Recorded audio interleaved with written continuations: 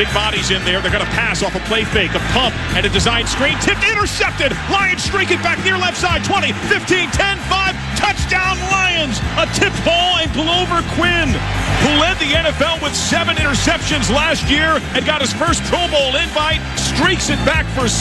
Lions take a 13-3 lead. 12:28 to go in the second quarter. Ryan up under center on 1st and 10 from their own 25. Coleman alone back. Ryan's got it.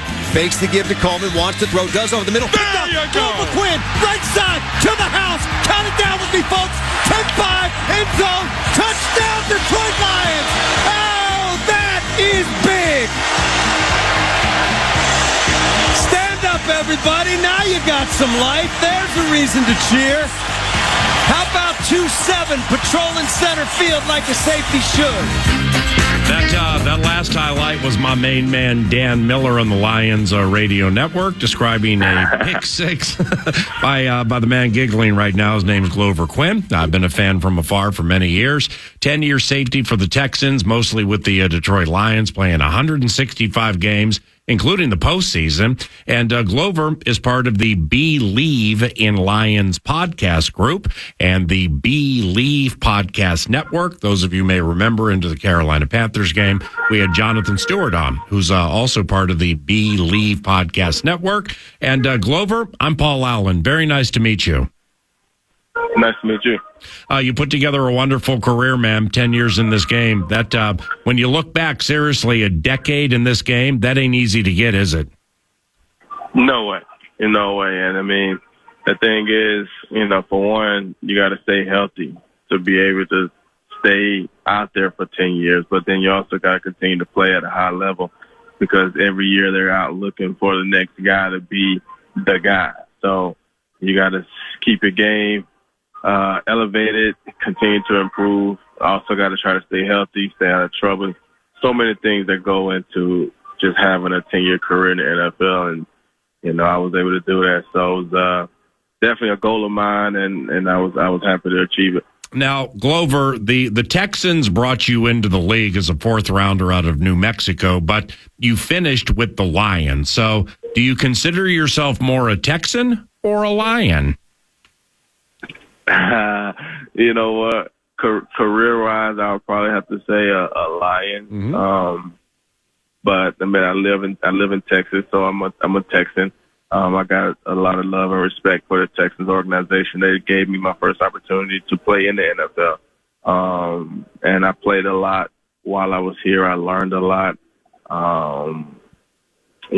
I don't have any ill feelings against the Texans. I just spent more time in Detroit, and I was older in Detroit. I made more plays. I had a bigger, role with the team, with the defense, and, obviously impact on the game when I was with the Lions. And so I would probably say, I'm a Lion for sure.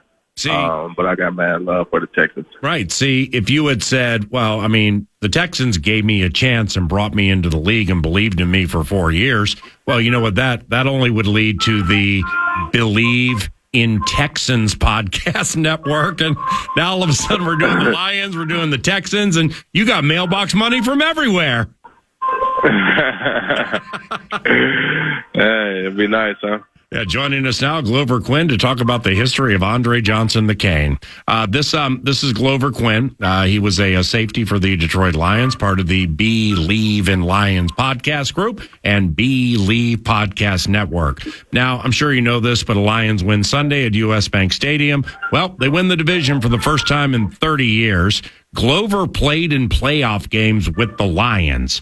That town embraces sports overall big time. Now, Glover, were fans nearly as excited about those 2014 and 2016 Lions as they are now? Oh yeah, I think they were very excited. We did some good things in 2014, probably better in 2014 than they were in 2016. But they definitely were excited back then, just, getting an opportunity to make it to the postseason, had an opportunity to win the division, having winner take all games in week 17 or whatever it was against Green Bay, last game of the season. And unfortunately, we lost both of those games. And so now, you fast forward a few years and to be in this situation right here, to have a game on the road in Minnesota, which is a beautiful stadium, great place to play. I love playing out there in Minnesota. With a chance to win and win your division, lock up a home game in the playoffs. And, that right there is huge. And, the team is geared up for it, and the fans are more and more excited. They've been traveling well this year, so I would assume that on this Christmas Eve there'll be some Lions fans in Minnesota, and should be a good day. Glover, massage your elite football mind, and here we go. Ready? Now, Glover Quin played the Minnesota Vikings 13 times in his career, and he had 3 interceptions. Glover Quin, who were the quarterbacks you picked for the Minnesota Vikings?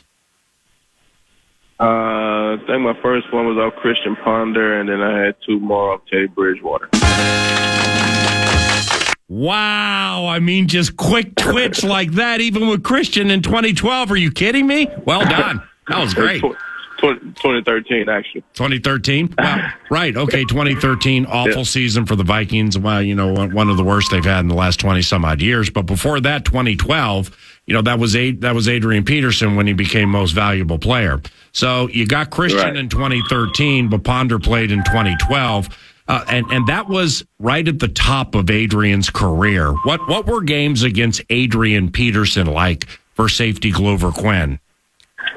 Well, honestly, I think I got signed in Detroit because of a game I had against Adrian Peterson in 2012 against the Houston Texans. We played Minnesota, thinking like week 16, like the game before the last game of the season in Houston.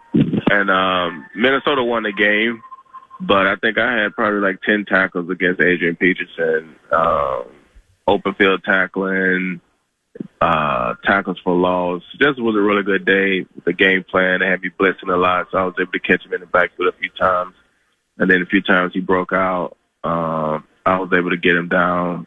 Some really good tackles in open field. But playing against AP he was a monster. He had the ability to take it the distance every play. And he's just powerful, he's fast. He was one of those guys that definitely was feared in the league. I remember my first time ever playing him in the preseason, 2009. I was in Houston. Brett Favre's first year in Minnesota, and we played him in the preseason game. In the first play of the game, he takes it like 80 yards for a touchdown. And then you fast forward that to 2013, my first year in Detroit. We played Minnesota the first game of the season. And once again, first play of the game, I think Adrian Peterson breaks down for like 80-yard touchdown. Right up the middle. Touchdown. Right up the middle. So, those are my memories. Wow. I'm glad I asked the question. AP. Because like when you played for the Texans, coached by Gary Kubiak, who's one of the classiest guys I've ever met in football, I remember that game. The Vikings had a defensive touchdown in that game. No. Toby Gerhart scored. That's right. So you're all wound up over Adrian. Then it's Toby Gerhart who gets into the end zone. Gerhart. Right. Now, you being a former safety, Viking safety Harrison Smith has 34 picks and 19 and a half sacks. What have you thought about Harrison's career? He's had a great career. He's been steady. He's been fortunate enough, and I don't know if it's fortunate or if it's not, but he's had the ability to stay in Minnesota for his entire career. So I'm sure he's definitely loved in the city. Understands the organization, and he's been steady. He's been consistent. He's been, great for that defense, for that team for a long time. And so the numbers he's put up has been incredible. I remember, my times in Detroit. Obviously, we both are safeties, so we just kind of competed against each other. We was always trying to see who could make the most plays, interceptions, forced fumbles, tackles, things like that. So it was fun just to compete with him for a couple of years and, to see him continue playing, this many years and still to be able to play at a high level. Definitely impressive. Glover, the Lions have so many young weapons. If Glover Quin was coordinating the Lions defense, not Aaron Glenn, but Glover Quin. If you were coordinating against these young weapons, where would you start with this Lions offense? Where would I start? I mean, I would definitely have to start with the run game. Have to stop those guys because those are the guys that make everything else go. So we definitely can't let Jahmyr Gibbs break out and get an explosive back. And we can't let David Montgomery just control the game. So a lot of that would have to do with us being able to get, and dominate the offensive line because those guys are, when they're healthy and they're in there, they're big time. And so that would be the first start. We can't worry about stopping the pass game and Jared Goff and Amon-Ra St. Brown and Sam Laporte and those guys. We can't worry about stopping them if we can't stop the run game because it's not they're running the ball all over us. And so that would be where I would have to start. You got to stop those guys. Brilliant. Last one here. Glover, you played with Andre Johnson in Houston, the Cane, and Calvin Johnson with the Lions. How in the heck did teams try to cover those massive creatures? Well, I mean, I've seen all types of different things, man. Double teams. I mean, they used to put the Vikes on Calvin Johnson, have two guys pressing them up at the same time. I mean, those guys are amazing talents, to be that big, to be that strong, to be that fast, to have that body control at that size is just, it's amazing. For one, it's hard to deal with. For two, and those guys were able to do that. And I was fortunate enough to be able to play with both of them. Came in the league and going against Andre Johnson, learned a lot, and then, got a chance to play against Calvin in 2012 and then played with Calvin 2013 through 15, I think. So it was just a great part of my career to be able to experience, being around both of those guys, seeing how they work, and then getting to watch them do amazing things on Sundays, and it was fun. You had a fantastic career, man. And the only thing I wonder about your career when you came into the league, fourth round from New Mexico, playing for the Lobos with the Houston Texans.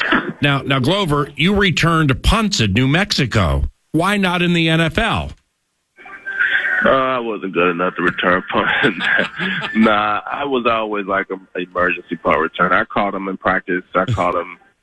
And did those things in practice, but they had way better returners, more agile, faster guys that they could put back there to return. And then, once I started starting, I became valuable as a safety, so they didn't want me taking hits or anything like that. Yep. So I was only on call for emergency purposes only. We'd like to give you a call in the postseason if you have time. God bless you, my friend. Have a very, very Merry Christmas, and thank you for the time.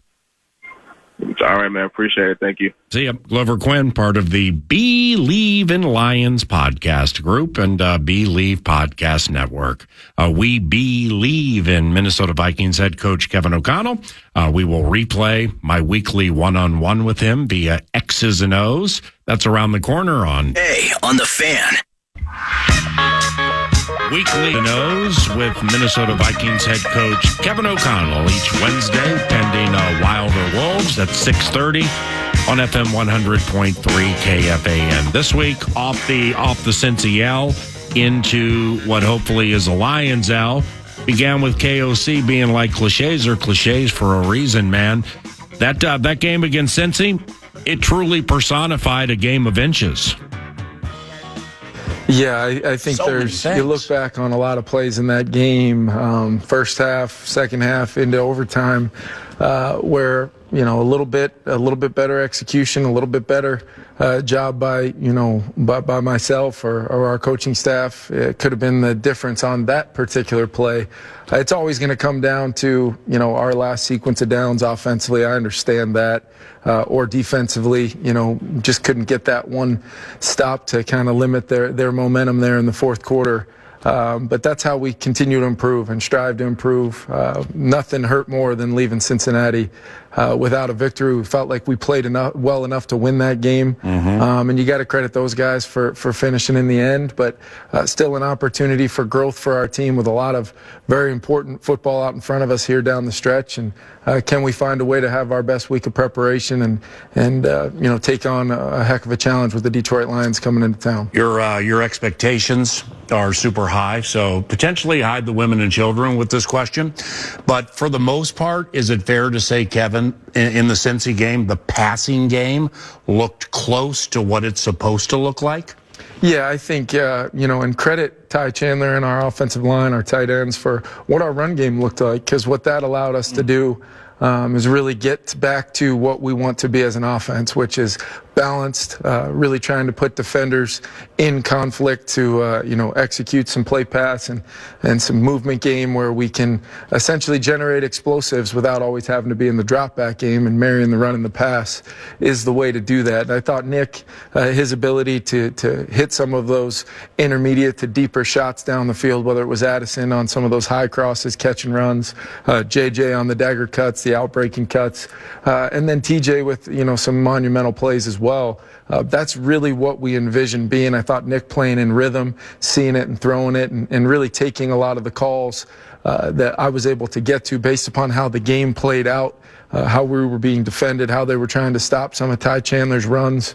That allowed us to really get synced up as an offense. Over 300 yards for Nick passing, over 100 for Ty rushing, and it really felt like, outside of a few plays where we either turned it over in the red zone, the execution on some of the previous snaps leading into those plays, a lot to build on, but still, we know our margin of error is very thin, so we've got to find a way to have better execution on those, handful of plays that really define taking what should have been just a really good day on offense and leaves a bad taste in your mouth because we just didn't do enough to win the football game. And you just touched on a couple of them, but like the nuance of the passing game and running an offense, for an offense that you've said multiple times has been built around the quarterback spot, specifically the way Cousins played in 2022. So with that said, after you watched it back, what are some things Nick did where you were like, hey, he's really in control here, what you need? Yeah, I think, even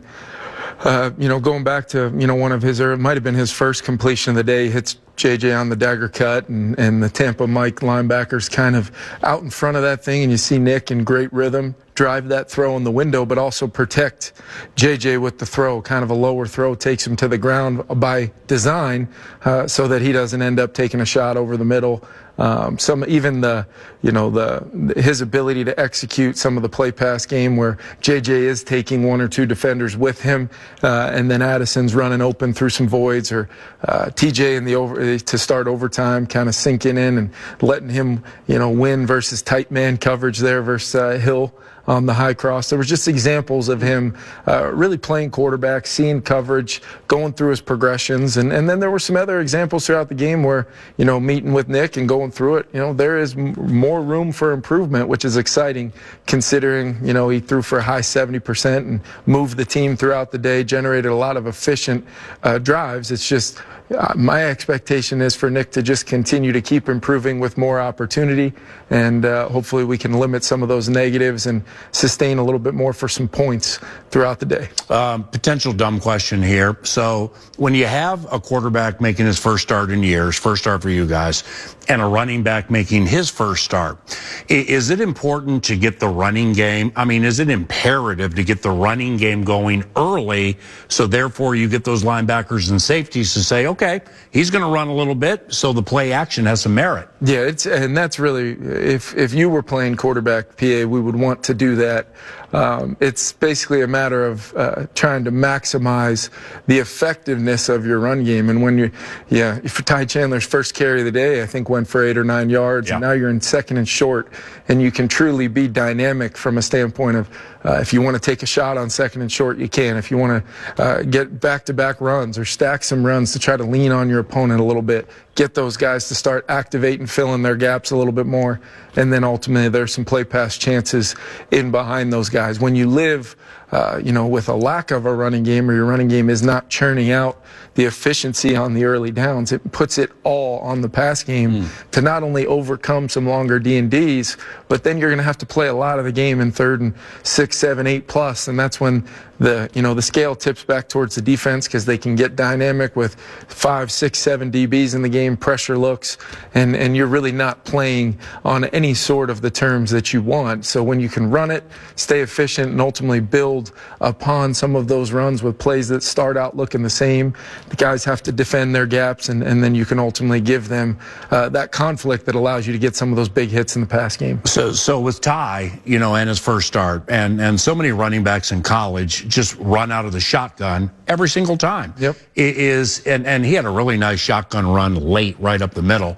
Is he, at this stage of his maturation, is he markedly more comfortable running out of the shotgun, or when with the dot or with the eye? Does he handle it all the same? I think it's going more towards he's handling it all the same. And that's, like you said, it's been a process for a guy. He was a predominant gun runner in college. He did a lot of those things really well for us over the course of the season in conjunction with Alex. We've really seen over the course of the year, Ty has always been somebody we've had a plan for to continue to build upon his workload, because he is so dynamic. We've found some ways of getting him touches in the pass game, which has been critical in the screen game, really trying to activate him in ways that he can have an impact on the game. He went out there the other day, 23 carries, over 120 yards, and had another 3 or 4 touches in the pass game. That's how we envision Ty Chandler continuing to impact the game.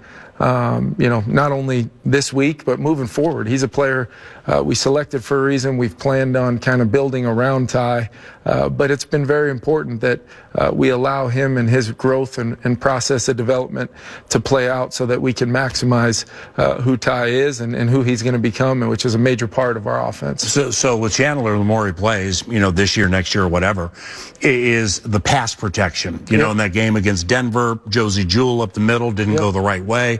Now in this game, first pass protection, picked it up beautifully. Watched some other shotguns. He's looking for stuff, even though it may not be there. But you had C.J. Ham back there a fair amount too. Yep. No slight on C.J., but he's more experienced, and he just probably gets it more quickly at this stage of their career. So with Ty, that would be another step of the maturation. Continue to improve at that, play more, right? Yeah, I think the biggest thing with CJ's role for us right now is as really our third down protector.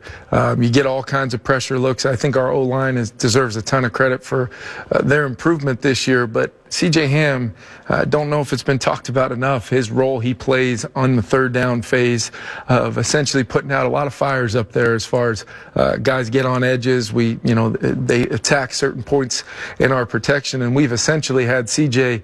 filling in some of those gaps as almost a 6 offensive lineman at times with some of the blocks he's had to make. I also think for Ty, it's very rare in this league for a running back to play every single snap in a football game. I know as excited as Vikings fans are about Ty, I mirror those feelings, but we also can't, it's pretty rare to have a guy go out there and play 70-plus snaps and be out there every single snap and take the physical attrition on him that happens when you're a first and second down guy. Even the greatest backs in this league, you think about Derrick Henry's and, some of these guys. A lot of times you're seeing some other players making an impact on maybe the passing downs. I think Ty just makes it very difficult because he can be a weapon in those pass downs. He is improving in the protection responsibility. So I feel more and more comfortable, and it's great that I feel more and more comfortable, but more importantly, Ty is feeling more and more comfortable in every facet of playing running back. It showed up. I'm glad you noticed that, because I thought his protection mirrored what he did in the run game and his impact in the pass game as a ball catcher. So it was a really, really positive day for Ty, big time growth. That's head coach Kevin O'Connell with PA, part of X's and O's with head coach Kevin O'Connell. Airs live Wednesday nights right here on The Fan. We play it back Thursdays when we return.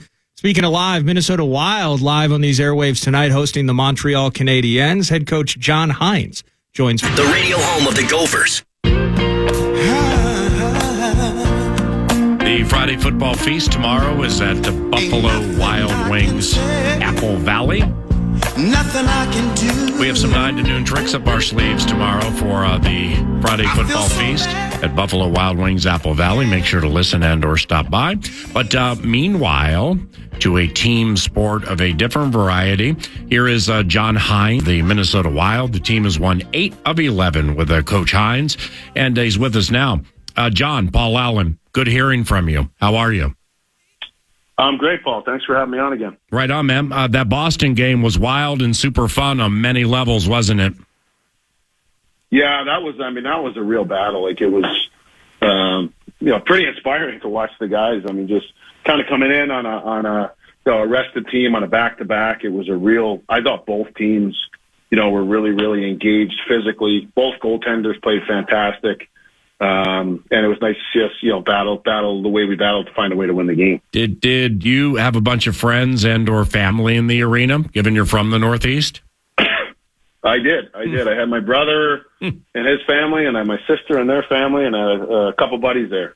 Yeah, and and maybe you talked about this in a press conference or something like that, and I missed it, but I thought it was pretty cool for the Wild. It was pretty cool your squad took legit punches by one of the game's best and responded every time. Does it matter to players to know they can win games like that on the road against a team like that?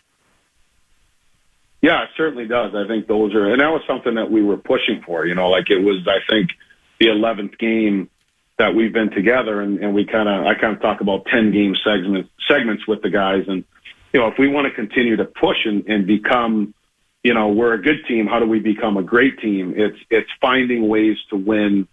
Sometimes maybe when you're not at your best. Sometimes the NHL schedule, sets you up where you're at a slight disadvantage, whether that's travel or rest-wise. But from your competitiveness, from your structure, how do you find ways to be able to win those games? And that was, I was really proud of our team, and I think it was something we can definitely continue to build on, winning that style of a game. How was Boldy the BC Eagle before the game? I mean, was he all wound up and everything? Shoot, he almost won the thing late. Yeah, he was really well. I was actually talking to him at the pregame meal, and I had some people coming, but he had a bunch of people coming. So I know he was excited for that. And it's always fun when you see like a young guy like that, went to school there, he's from there, probably still has so many close relationships because he's that's where he was living before that.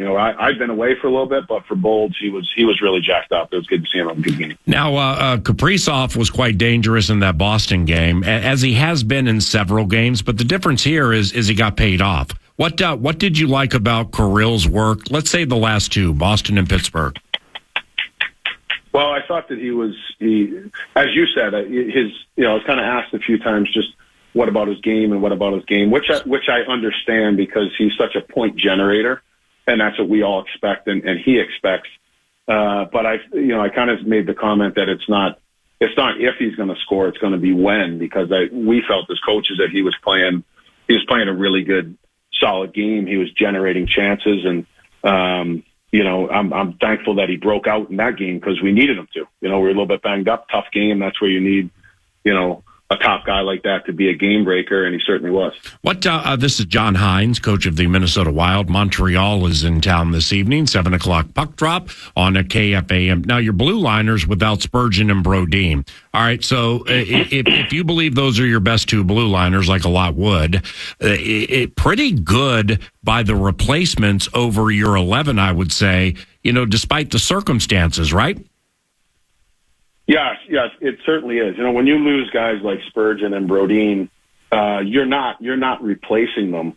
But I think it's a tribute to the depth that we have within the organization and the ability of the players. Where guys have to step up and by committee take some of those minutes away, whether it's a matchup minute, whether it's penalty kill, power play, and lots of times if you can ask players and players get the opportunities to fill those roles, but are they ready for them, and do they have the ability to get those done? And the compliment to the players, they obviously certainly have the ability to do it, and they're proving that, which is when you get in these situations where you can continue to push forward and win games and get points. And and continue to grow your team game. Now, Coach, with that Bruins win, when you win one like that, and it's super emotional, and social media is just loving the guys, do you have to remind them? By the way, we have Montreal tonight.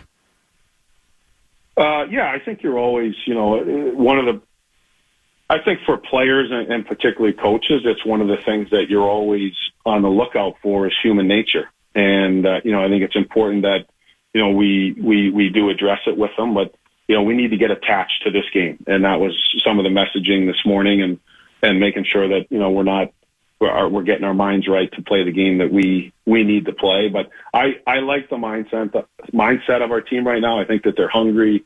They've had a tough start to the season, so they've had that sour feeling. They've been there where they haven't, felt good, and now they feel good. But I think there's more of a hunger there than there is a comfort. So with Montreal, which has been middling, what are some keys for you guys to get to tonight? Well, I think we have to make sure that we don't allow them to play a transition game. I think we have to execute well with the puck to the neutral zone and at the offensive blue line and get to our speed game and try to put them on their heels.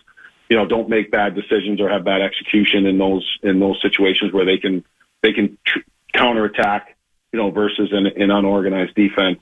I think they've done a good job too. They have some sharpshooters, so we need to make sure that we're aware of what those guys' tendencies are, so there's not a lot of clean looks for them.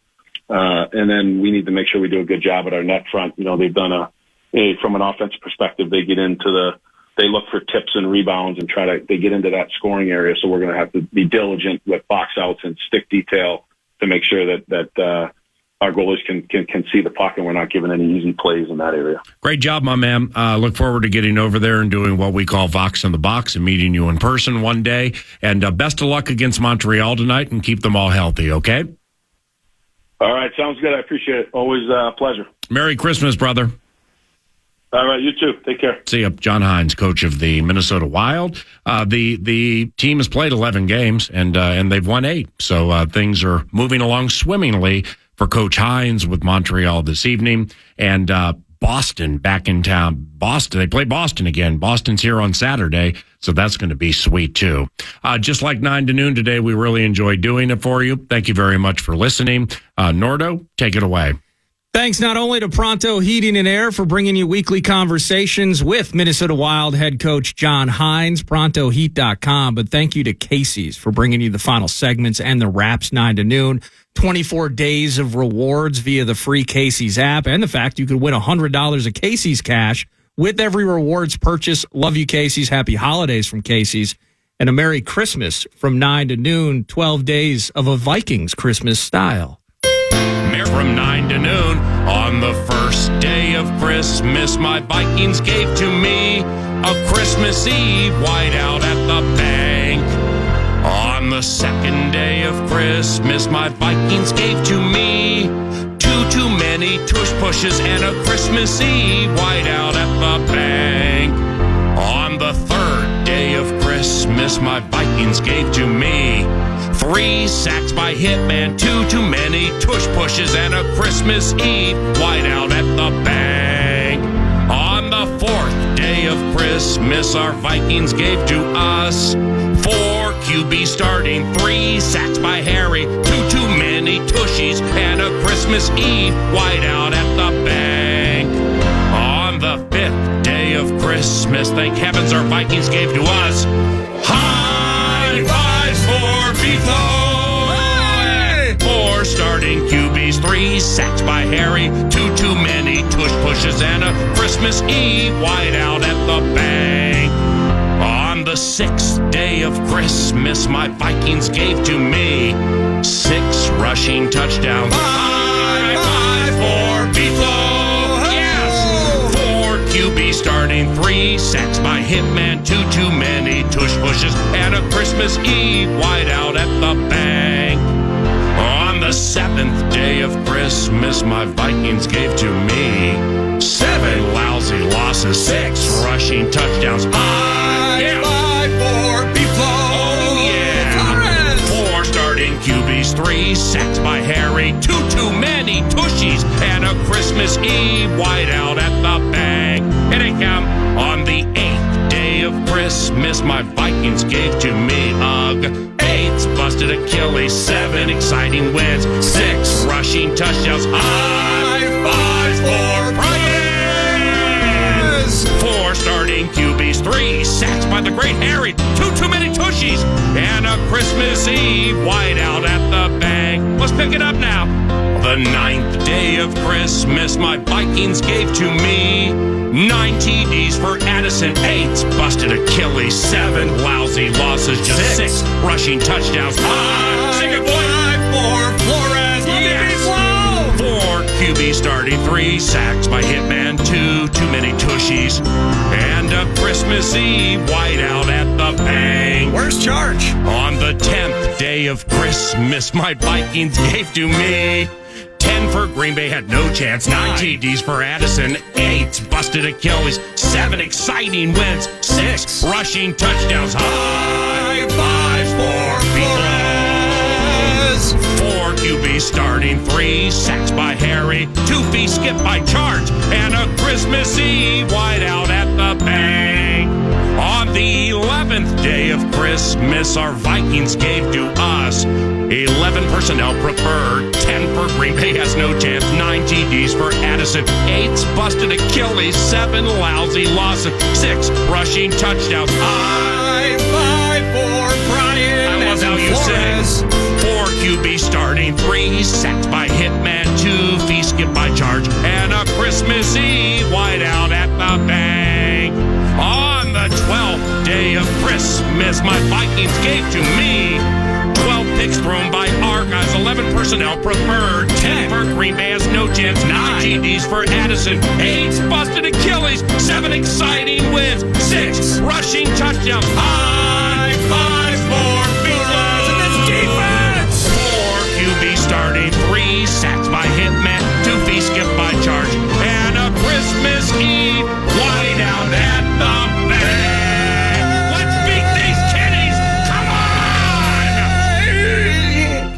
Who's got it better than us?